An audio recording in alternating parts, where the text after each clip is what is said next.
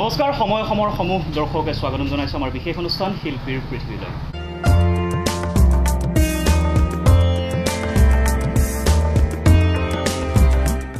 দৰ্শক আজি শিল্পীৰ পৃথিৱীত আমাৰ বিশেষ অতিথি অসমৰ এগৰাকী অতি জনপ্ৰিয় বলিষ্ঠ অভিনেত্ৰী সেয়া লাগিলে মঞ্চতে হওক বা কেমেৰাৰ সন্মুখতে হওক সকলো ক্ষেত্ৰতে তেওঁ অতি জনপ্ৰিয় আৰু বলিষ্ঠ অভিনয়ৰে সকলোৰে মন মোহিত কৰে আৰু আমাৰ সকলোৰে আদৰৰ প্ৰস্তুতি বা আপোনাক স্বাগতম জনাইছো আমাৰ অনুষ্ঠানত ধন্যবাদ প্ৰথমে জানিম আপুনি যেহেতু ব্যস্ত প্ৰতি মুহূৰ্ততে ব্যস্ত হৈ থাকে এই কামক লৈ গতিকে লকডাউনক কেন্দ্ৰ কৰি আমাৰ শিল্পীসকলৰ বিশেষকৈ যথেষ্ট এক আহুকালৰ সন্মুখীন হ'বলগীয়া পৰিস্থিতিৰ সৃষ্টি হ'ল তেনে পৰিস্থিতিত প্ৰথমে জানিব বিচাৰিম আপোনাৰ বৰ্তমান ব্যস্ততাক লৈ আচলতে আমি কোনেও কেতিয়াও নুশুনা নভবা এটা পৰিৱেশৰ সৃষ্টি হৈছে এইখিনি সময়ত প্ৰকৃতিৰ আহ্বান এইখিনি সময় কাৰো সৃষ্টি কৰা মানে মানুহে সৃষ্টি কৰা সময় নহয় প্ৰকৃতিৰ সৃষ্টি কৰা এটা জটিল সময় আমাক দিছেহি এইখিনি সময়ত প্ৰতিজন মানুহৰ সকলো দিশৰ পৰা মানসিক হওক আৰ্থিক হওক সামাজিক হওক সকলো দিশৰ পৰা যথেষ্ট পৰিমাণৰ ক্ষতিগ্ৰস্ত হৈছে তাৰ মাজত আমি পজিটিভ দিশখিনিও চাব লাগে সদায় মই সেইটোত বৰ বিশ্বাস কৰোঁ মানে প্ৰতিটো নিগেটিভিটিৰ ভিতৰত এটা পজিটিভ দিশ থাকে সেইটো হৈছে যে আমি আমাৰ কাৰণে নিজক বিশ্লেষণ কৰাৰ কাৰণে নিজৰ ভিতৰখন জুমি চোৱাৰ কাৰণে ক'ব যেন অকণমান সময় পাইছোঁ ৰিয়েলিটিটো আমি জানিবৰ কাৰণে ক'ব যেন সময় পাইছোঁ আৰু সেই নিজক চিনি পোৱাৰ সময়খিনিতে ব্যস্ত হৈ আছোঁ এতিয়া যিহেতু নিজক হেৰাই এক্সেক্টলি যেতিয়া খুব বেছি ব্যস্ত হৈ থাকে প্ৰতিজন মানুহে ব্যস্ত আজিকালি সাংঘাতিক ফাষ্ট লাইফষ্টাইল মানুহৰ এইখিনি সময়ত পৰিয়ালৰ কাৰণে সময় পাইছে প্ৰতিজন মানুহে যথেষ্ট পৰিমাণে নিজৰ স্বাস্থ্যৰ প্ৰতি সচেতন হ'বলগীয়া হৈছে মানুহ সচৰাচৰ দেখা যায় যে আমাৰ এই লাইনত থকা মানুহখিনি আমি যদিও আমি যথেষ্ট ৱৰ্কআউটৰ পৰা আৰম্ভ কৰি খোৱা বোৱাক যত্ন লওঁ তথাপিতো কিন্তু আমাৰ লাইফষ্টাইলটো অকণমান ক'ৰবাত যেন পৃথক হয় সকলোৰে ক্ষেত্ৰত সকলোৰে পৰা পৃথক হয় গতিকে আমি নিজক স্বাস্থ্যৰ প্ৰতি যত্ন ল'বলৈ সময় পাইছোঁ আৰু আটাইতকৈ মোক যদি সোধা প্ৰশ্নটো যে মই কেনেকৈ আছোঁ যিহেতু থিয়েটাৰ এইবছৰ কৰিব নোৱাৰিলোঁ জানাই সকলোৱে যে মই এতিয়া আবাহন থিয়েটাৰখন নিজে চলাই আছোঁ যোৱাটো বৰ্ষৰ পৰা আৰম্ভ কৰিছিলোঁ এইবছৰ এতিয়া সম্পূৰ্ণৰূপে ঘৰত আৰু ছোৱালীক সময় দিছোঁ পঢ়া শুনা চাইছোঁ ঘৰুৱা কামত এনেও মই ভাল পাওঁ আগতেও ব্যস্ত হৈ থাকোঁ এতিয়া আৰু বেছি ব্যস্ত হৈ থাকি ভাল লাগিছে কিন্তু লকডাউনত মানে এনেকুৱা মানে অভিনয় বা নাটকক লৈ মই লকডাউনত এটা ভাল কাম কৰিলোঁ মোৰ যিটো ইউটিউব চেনেল আছে সেইটোৰ যোগেদি মই মোৰ যিমানসমূহ নাটক আছিলে ভ্ৰাম্যমাণৰ মঞ্চৰ বিভিন্ন সময়ত কৰা সেই নাটকসমূহ মই দৰ্শকলৈ আগুৱাই দিছিলোঁ আৰু সেই লকডাউনৰ সময়খিনি মানুহৰ যিহেতু ক'লৈ যে অপৰ্যাপ্ত সময় গতিকে তেওঁলোকে মানে হিয়া উজাৰি নাটককেইখন উপভোগ কৰিলে আৰু তাৰ লগতে সেই চেনেলটোৰ যোগেদি সৰু কিছুমান ভিডিঅ'জ মই দি থাকোঁ মাজে মাজে শ্বুটিঙৰ হওক ঘৰুৱা কিছুমান পূজা পাৰ্বণ বিভিন্ন ভাল লগা মুহূৰ্তবোৰৰ ভিডিঅ'জ দিওঁ আৰু যিহেতু মোৰ এখন ছবি হাতত আছে ৰাজকুমাৰী সেইখনৰ এপ্ৰিলত শ্বুটিং কৰা কথা আছিলে এই ক'ভিডৰ কাৰণে আমি পষ্টপন কৰি 21 মাৰ্চ মাহত ভাবিছোঁ আৰু কৰিম বুলি মই ভাবোঁ সেই ছবিখনৰ সেই ইনিচিয়েল প্ৰিপেৰেশ্যনখিনি মই আৰু অলপ সময় পালোঁ এতিয়া সেই ছবিখন লৈ ব্যস্ত হৈ আছোঁ আৰু মানে ছবিখনৰ প্ৰিপেৰেশ্যন লৈ ব্যস্ত হৈ আছোঁ এখন মেগা চিৰিয়েল প্লেন কৰিছোঁ নৱেম্বৰ 1 তাৰিখৰ পৰা ৰাখে হৰি মাৰে কোনে অকণমান কমিক ফ্লেভাৰৰ চিৰিয়েল এখন সেইখন হাতত লৈছোঁ এতিয়া সেইখনৰ মানে শ্বুটিং আৰম্ভ হোৱা নাই শ্বুটিং আমি 1 নৱেম্বৰৰ পৰা আৰম্ভ কৰিম আৰু সেইখন কৰাৰ অৰ্থটো এইটোৱেই যে মই ক'লোৱেই যে মই যিহেতু ভ্ৰাম্যমাণৰ লগত খুব ওতঃপ্ৰোতভাৱে জড়িত হৈ আছোঁ এখন থিয়েটাৰ চলাইও আছোঁ যিখিনি মানুহ জড়িত হৈ আছে বিশেষকৈ এই শিল্পীসকল তেওঁলোকৰ কোনো ধৰণৰ মানে অল্টাৰনেটিভ তেওঁলোকে বিচাৰি পোৱা নাই বা পোৱাটো সম্ভৱপৰ নহয় এইখিনি সময়ত আমাৰ সেই চিৰিয়েলখন কৰাৰ অৰ্থটো এইটো যে যিমানখিনি শিল্পী আছে তেওঁলোকক যাতে আমি এণ্টেংগল কৰি ৰাখিব পাৰোঁ অন্ততঃ কিবা প্ৰকাৰে তেওঁলোকে স্বাৱলম্বী হৈ থাকিব পাৰে যাতে সেইটোৰে চেষ্টা এটা সেই চিৰিয়েলখন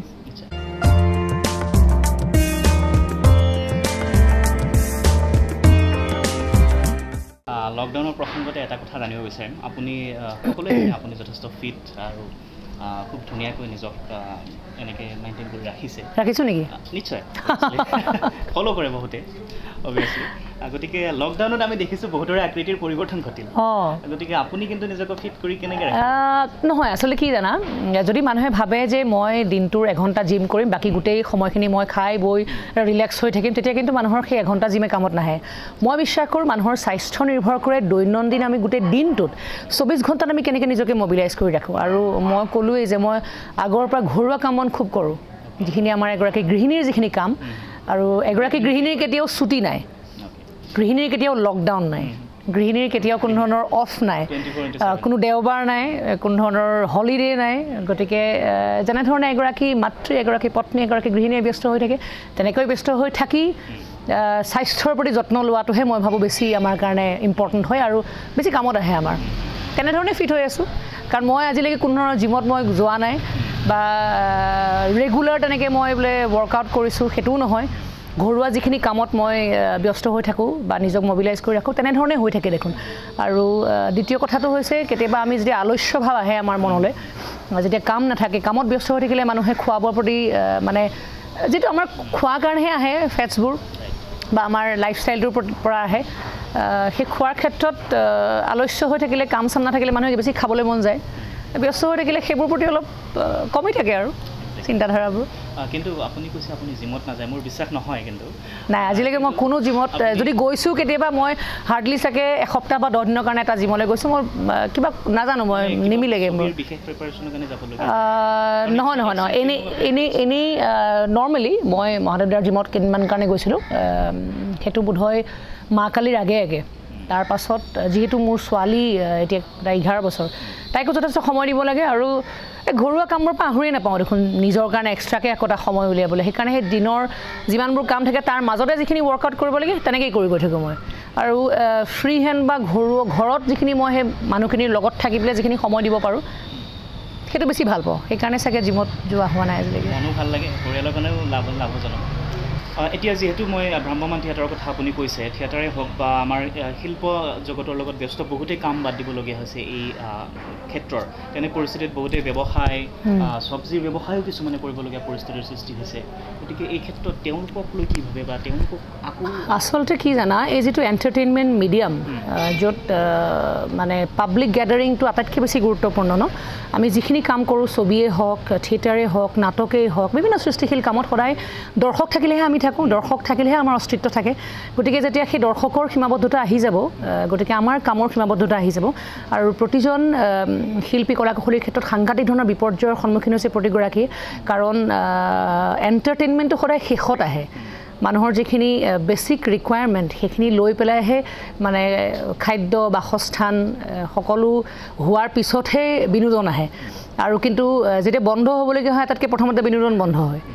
গতিকে সেইটোৱেই আচলতে কথা প্ৰতিজন মানুহৰ গোটেই মানে বৃহত্তৰ মানৱ জাতিয়ে আচলতে সন্মুখীন হৈছে সমস্যাৰ তৎসত্ত্বেও এইখিনি মানুহ বেছি সন্মুখীন হৈছে কাৰণ তেওঁলোকৰ মোক ক'লোৱে যিহেতু পাব্লিক গেডাৰিঙৰ ওপৰত নিৰ্ভৰশীল তেওঁলোকৰ কামবোৰ আমাৰ কামবোৰ গতিকে এতিয়া বহুতে অল্টাৰনেটিভ কিছুমান চিন্তা কৰিবলৈ বাধ্য হৈছে অৱশ্যে কৰিব লাগিব কাৰণ পৰিয়াল আছে নিজৰ ল'ৰা ছোৱালী যেতিয়া স্কুল কলেজৰ ফিজৰ পৰা আৰম্ভ কৰি তেওঁলোকক দুবেলা দুসাঁজ খোৱাৰ পৰা আৰম্ভ কৰি যেতিয়া এটা ষ্ট্ৰাগল আহিব প্ৰতিজন মানুহেতো কিবা কৰিবই লাগিব যি যেনেকৈ সামৰ্থ্য অনুসাৰে পাইছে যদি কোনোবা কাৰোবাৰ খেতি মাটি আছে খেতি কৰিছে কোনোবাই শাক পাচলিৰ যদি ঘৰতে শাক পাচলি গজাই বেচিছে তেনেকুৱা ধৰণে কাম কৰিছে বিভিন্ন ধৰণে ব্যস্ত হৈছে কোনোবা আমাৰ এতিয়া থিয়েটাৰৰ যিখিনি গ্ৰাছৰুট লেভেলৰ মানুহ আছে তেওঁলোকে ক'ৰবাত দিন হাজিৰা কৰিছে কিন্তু তাৰ মাজত এচাম এনেকুৱা আছে যাৰ কোনো ধৰণৰ অল্টাৰনেটিভ চ'ৰ্চ নাই একোৱেই কৰিব পৰা নাই তেওঁলোকৰ কাৰণেহে বেছি চিন্তনীয় বিষয় হৈছে আৰু সেইখিনিৰ ভিতৰত কিন্তু মেক্সিমাম এই শিল্পীসকল পৰিছে কাৰণ তেওঁলোকে মানে এই কামটোকে আজি বছৰ ধৰি কৰি আহিছে এইটোৰ পৰা আঁতৰি গৈ বেলেগ এটা কাম কৰিবলৈ কেতিয়াবা মুখলজ্জাৰ কাৰণেও কৰিব নোৱাৰা হয় যে কৰ্মৰ কোনো ধৰণৰ সৰু বৰ নাই তথাপিতো সকলোৱে নোৱাৰে বা পৰিৱেশো নাপায় তেনেকুৱা ধৰণে গতিকে যিমানখিনি পাৰোঁ মই মোৰ সামৰ্থ্যৰ ভিতৰত তেওঁলোকক এণ্টেংগল কৰি ৰাখিবলৈ চেষ্টা কৰিছোঁ চিৰিয়েলৰ যোগেদি হওক বা বিভিন্ন কাম কাজৰ যোগেদি হওক গতিকে আচলতে এতিয়া এইখিনি সময়ত আমি ইজনে সিজনক সহায় কৰাটোহে ইম্পৰ্টেণ্ট আৰু যোনে যেনেকৈ পাৰে আৰু সেইটো জৰুৰী হৈ পৰিছে কাৰণ আমাৰ এই ক্ষেত্ৰখন বচাই ৰখাটো অতি গুৰুত্বপূৰ্ণ এই মুহূৰ্তত তাৰ লগতে ভ্ৰাম্যমানৰে কিছু কথা আপুনি যিহেতু এতিয়া নিজে আবাহন থিয়েটাৰ চলাই আছে গতিকে নাটকৰ ভ্ৰাম্যমানটো এইবছৰ হয়তো নহ'বই এইবছৰ নহ'বই এতিয়া আৰু কাৰণ যিহেতু আমি গভৰ্ণমেণ্ট গাইডলাইন পোৱা নাই অৱশ্যে দিছে 50% দৰ্শক লৈ কৰিবলৈ অনুমতি দিছে আজি কেইদিনমানৰ আগতে কিন্তু 50% দৰ্শক লৈ এখন থিয়েটাৰ ভাইবল হৈ কৰি ৰখাটো বৰ মানে ইম্পচিবল হৈ যায় যিহেতু যথেষ্ট পৰিমাণে বাজেট নিৰ্ভৰশীল হৈ থাকে চেলেৰি আছে ট্ৰান্সপৰ্টেশ্যনৰ খৰচ আছে গতিকে সকলো দিশ চিন্তা কৰি চাই এই বছৰটো মানে গেপ দিয়াটোৱে আমি চিন্তা কৰিলোঁ আৰু আমি আশাবাদী যে এই পেণ্ডেমিকৰ সময় বা লাহে লাহে অলপমান নৰ্মেলাইজ হৈছেগৈ আৰু মানুহখিনিৰ সাৱধানতাৰ ওপৰতে আচলতে নিৰ্ভৰ কৰিব আমি কিমান সোনকালে আমি এই পৰিৱেশটোৰ পৰা মুকলি হ'ব পাৰোঁ আৰু 21-22 বৰ্ষত আমি মানে এনেধৰণৰ পৰিৱেশ থাকিলেও কিন্তু অল্টাৰনেটিভ চিন্তা কৰি আমি কৰিবলৈ বাধ্য কৰিবই লাগিব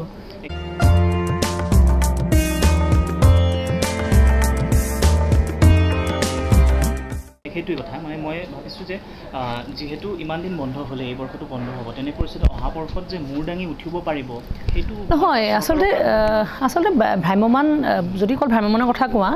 ভ্ৰাম্যমান আচলতে অসমীয়া দৰ্শকৰ একদম বুকুত সোমাই আছে আৰু অসমত মানুহে ভ্ৰাম্যমান চাই আজি যুগ ধৰি আজি 60 বছৰৰ পৰিক্ৰমা এটা এবছৰে তাক বিচ্ছিন্ন কৰিব নোৱাৰে বুলি মই ভাবোঁ মোৰ বিশ্বাস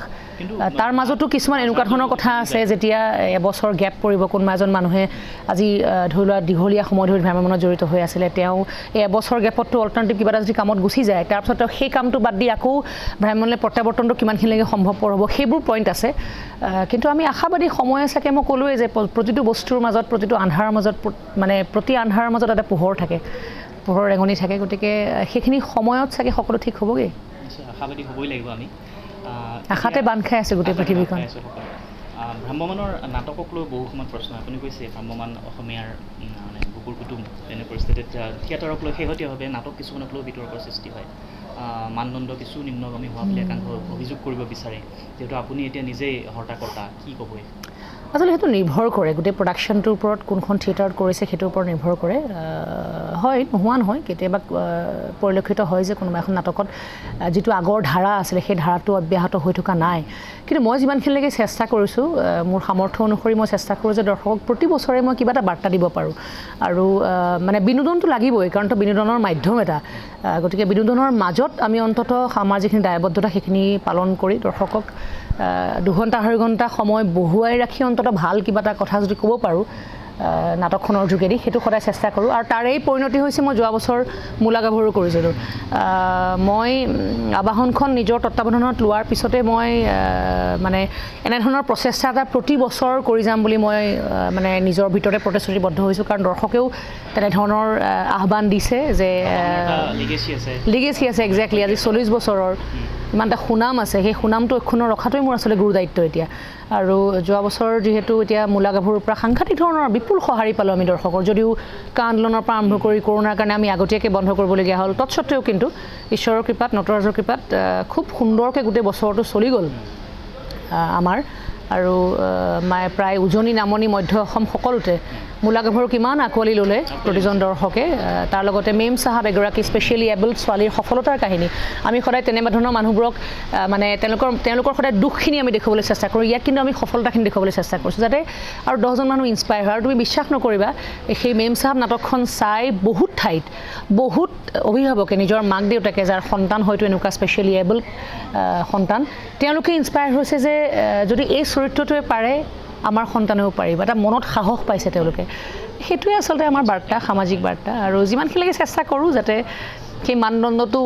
মানে অক্ষুণ্ণ থাকে আৰু হিন্দাৰী নোহোৱা নহয় তাৰ মাজত হয় ইফাল সিফাল হয় আৰু দৰ্শকৰ তেনে আশা প্ৰত্যাশা থাকেই যিহেতু কিছু বেজাৰো নিশ্চয় থাকে তাৰ মাজত থাকিব স্বাভাৱিক কথা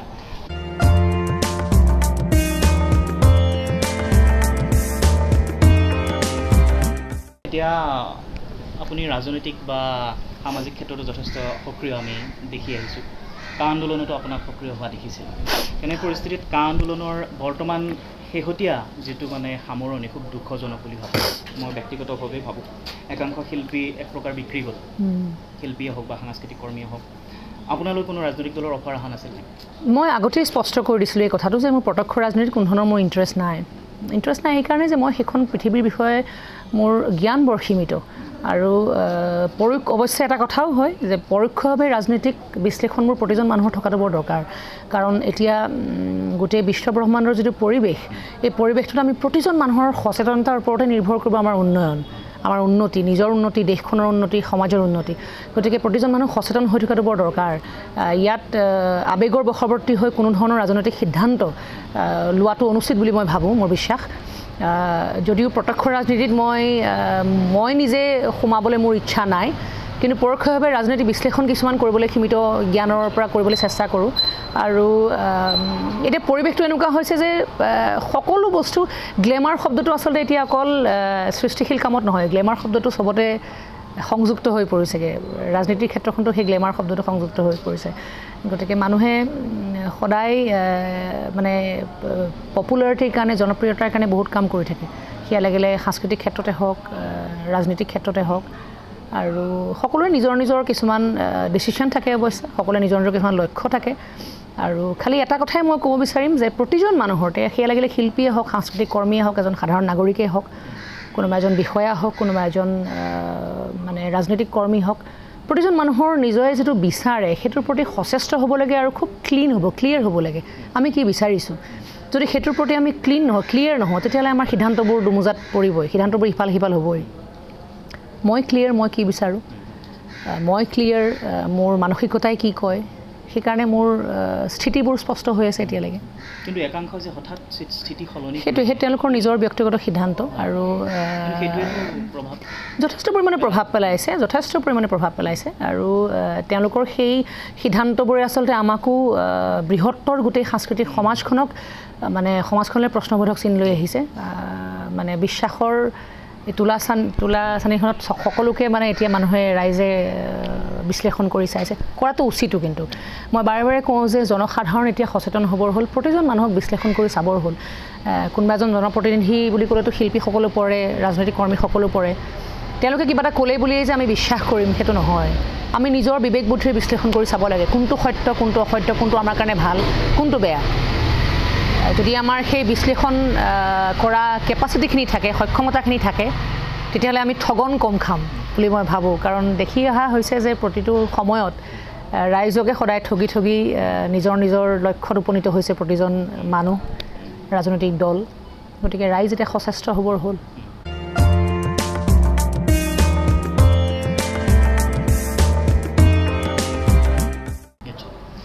এতিয়া অসমত নিৰ্বাচন সমাগত বিধানসভা নিৰ্বাচনলৈ আৰু কেইটামান মাহ বাকী ৰাজনৈতিক পৰিৱেশ গৰম হৈ উঠিছে ইতিমধ্যে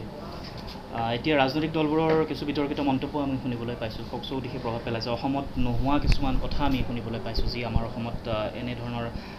পৰম্পৰা নাছিল তেনে পৰম্পৰাও এতিয়া অসমত শেহতীয়াভাৱে প্ৰচলিত হৈছে শেহতীয়াভাৱে গো মাংসক লৈ বিতৰ্কিত হৈছে এই বিষয়ে আপুনিও আচলতে এই কথাবোৰ খুব মই ভাবোঁ ৰাজনৈতিক আলাপ আলোচনা বা ডিছকাশ্যনবোৰ সদায় গঠনমূলক হ'ব লাগে আমি দেশৰ প্ৰগতিৰ কাৰণে আমি কি কৰিম প্ৰতিটো ৰাজনৈতিক দলৰ বক্তব্যবোৰ তেনেধৰণৰ হ'ব লাগে যে আমি ৰাইজৰ কাৰণে কি নতুন ৰাইজৰ কাৰণে কি কৰিম আমি আমাৰ কোনখিনি দায়বদ্ধতা আমি কোনখিনি কৰিব নোৱাৰিলোঁ সেইখিনিও বিবেচনা কৰাটো দৰকাৰ প্ৰতিটো ৰাজনৈতিক দলে আৰু অনাগত দিনত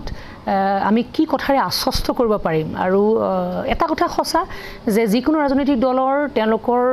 যি কৰে সেইটোৰ ওপৰতে নিৰ্ভৰ কৰে তেওঁলোকৰ ভৱিষ্যত আৰু অকলটো ক'লেই নহ'ব কৰি দেখুৱাবও লাগিব আৰু মই খুব গঠনমূলক ৰাজনৈতিক বতাহটোক বিশ্বাস কৰোঁ আৰু মই আশা কৰোঁ যে এই যিহেতু আমি গঠনমূলক আলোচনা বিলোচনা খুব কম দেখিবলৈ পাওঁ আজিকালি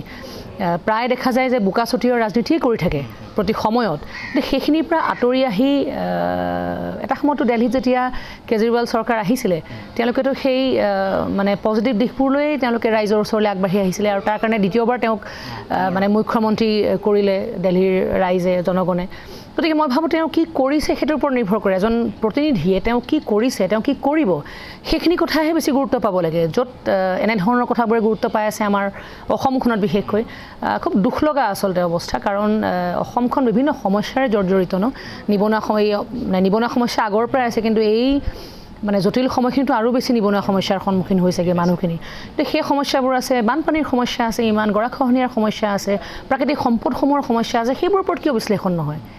সেইবোৰৰ ওপৰত কিয় আলোচনা নহয় সেইবোৰৰ ওপৰত আলোচনা কৰকচোন তেতিয়াহে ৰাইজ আশ্বস্ত হ'ব আৰু যদি ভাবি লৈছে যে এনেধৰণৰ খুব স্থূল মানসিকতাৰ আলোচনাবোৰে যদি মানে স্থান পাব ৰাইজৰ বুকুত মই কিন্তু বিশ্বাস নকৰোঁ সেইটো কাৰণ এই কথাবোৰে যিকোনো মানুহক হাঁহিয়াতৰ পাত্ৰ কৰি তোলে গতিকে গঠনমূলক হ'ব লাগে কনষ্ট্ৰাক্টিভ হ'ব লাগে সমাজখনৰ উন্নতিৰ কাৰণে কথা পাতিব লাগে কথা ক'ব লাগে ভাষণবোৰত সেই কথাবোৰ ওলাব লাগে এই কথাবিলাকে এতিয়া স্থান নাপায় এতিয়া নোপোৱাটো বৰ দুখৰ বিষয় হৈছে আচলতে সেইকাৰণে মই কৈছোঁ ৰাইজ সচেতন হ'বৰ হ'ল এতিয়া কাৰণ যদি বাৰে বাৰে আমি আৱেগৰ বশৱৰ্তী হৈ নিৰ্বাচনত আমি যোগদান কৰোঁ বা মানে ৰাজনৈতিক পথাৰখনত আমি আমাৰ যিখিনি যোগদান জনগণৰ নাগৰিকৰ যিখিনি যোগদান যদি আমি আৱেগৰ বশৱৰ্তী হৈ কৰোঁ তেনেহ'লে কিন্তু এই সময়বোৰ লাহে লাহে আৰু বেছি জটিল হৈ গৈ থাকিব যদি আমাক পৰিৱৰ্তন সঁচা অৰ্থত পৰিৱৰ্তন পজিটিভ পৰিৱৰ্তন লাগে ধনাত্মক পৰিৱৰ্তন লাগে আমি নিজে সচেতন হ'ব লাগিব নিশ্চয় ধন্যবাদ জ্ঞাপন কৰিছোঁ গোটেইখিনি কথা খুব সুন্দৰকৈ বিশ্লেষণ কৰি আপুনি আমাক কৈছে আৰু আমাৰো সময় শেষ হৈ আহিছে আপুনি ব্যস্ত যথেষ্ট শেষত চমুকৈ আমাৰ দৰ্শকলৈ কি ক'ব আমাৰ শিল্পীসকললৈ আত্মবিশ্বাসটো কোনো নেৰিব কাৰণ মই ক'লোৱেই যে প্ৰতিটো ৰাতিৰ পিছত এটা পুৱা হয় সদায় আৰু মানৱ জাতি অতীজৰে পৰা প্ৰকৃতিৰ লগত যুদ্ধ কৰি আহিছে প্ৰকৃতিৰ বিভিন্ন সময়ত প্ৰকৃতিৰ লগত যুদ্ধ কৰি মানৱ জাতিয়ে নিজৰ অস্তিত্ব সদায় দেখুৱাই আহিছে সেইকাৰণে জীৱশ্ৰেষ্ঠ মানুহ বুলি কয় গতিকে এইখিনি সময়তো এই জটিল সময়খিনিত আপোনালোকে হাৰি নাযাব ঐক্যবদ্ধ হৈ সংঘবদ্ধ হৈ আমি ইজনে সিজনক সহায়ৰ হাত আগবঢ়াই আমি যিমান যুঁজিবলৈ চেষ্টা কৰিম সাৱধানতা অৱলম্বন কৰিবলৈ চেষ্টা কৰিম সিমানেই আমি সময়খিনিৰ পৰা সোনকালে ওলাই আহিবলৈ সক্ষম হ'ম আৰু পজিটিভ হৈ থাকক ধনাত্মক চিন্তাই মানুহক বহুত সাহস দিয়ে বহুত শক্তি দিয়ে মনৰ ভিতৰত শিল্পী কলা কুশলী সাধাৰণ নাগৰিক জনসাধাৰণ আটাইকে কৈছোঁ পজিটিভ হৈ থাকক সুস্থ সবল হৈ থাকক ধন্যবাদ জ্ঞাপন কৰিছোঁ বাইদেউ এইখিনি সময় অসমক দিয়াৰ বাবে আৰু আপোনালোক আৰু সময় অসমলৈ মই মোৰ আন্তৰিক অভিনন্দন জ্ঞাপন কৰিছোঁ তাৰ পৰিয়ালটো মোৰ খুব চিনাকি পৰিয়াল এটা তাৰ মানে গুৰিত যিসকল মানুহ আছে তেওঁলোকলৈও মোৰ আন্তৰিক অভিনন্দন থাকিল আৰু যিহেতু এতিয়া যথেষ্ট পৰিমাণে পৰ্টেল চেনেল হৈছেই ঘৰে ঘৰে পৰ্টেল বুলি ক'লেও ভুল কোৱা নহ'ব গতিকে সামাজিক দায়বদ্ধতাখিনি আগত ৰাখি এই পৰ্টেলটো আগুৱাই যাওক ৰাইজৰ মাজৰে সোমাই যাওক আৰু মানে